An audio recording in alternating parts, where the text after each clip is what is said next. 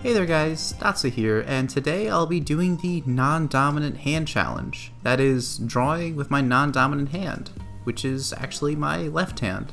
Next weekend's video, I'll be talking all about how to break your favorite artist paintings down and understand and study them in a way you probably haven't before. Anyways, on to today's story. So initially, I was really excited to try this out, try using my left hand to make these paintings in the first place.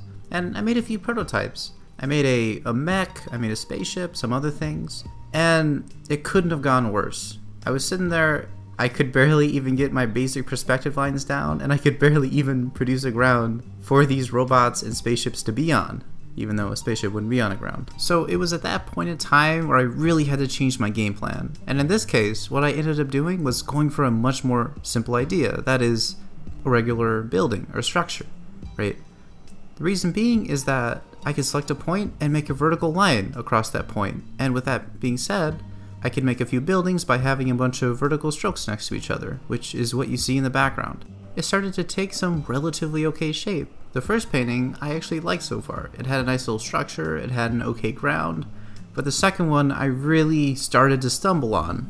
It was just pretty much a few really small buildings and a sky and a ground and not too much else.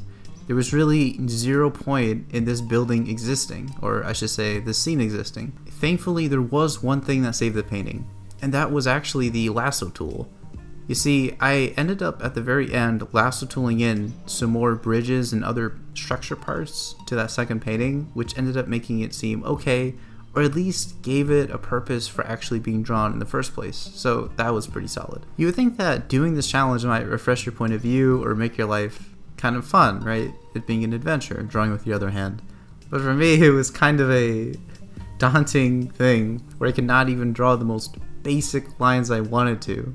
I could barely even get to the color picker to pick the right colors I wanted because my arm is so kind of out of the loop to where it can't do too much more than hold my phone while I check it with my dominant hand. Detailing these paintings were definitely also an adventure. For the first one, I just tried to add a lot of tiny silhouettes of things that could be objects. And for the second one, I gotta be quite frank with you, I didn't really detail it, but I did some work with the lasso tool, blocking in those objects and making sure the overall silhouettes were sharpened, so I'll just call it sorta kinda done. I appreciate you taking a look at this week's video.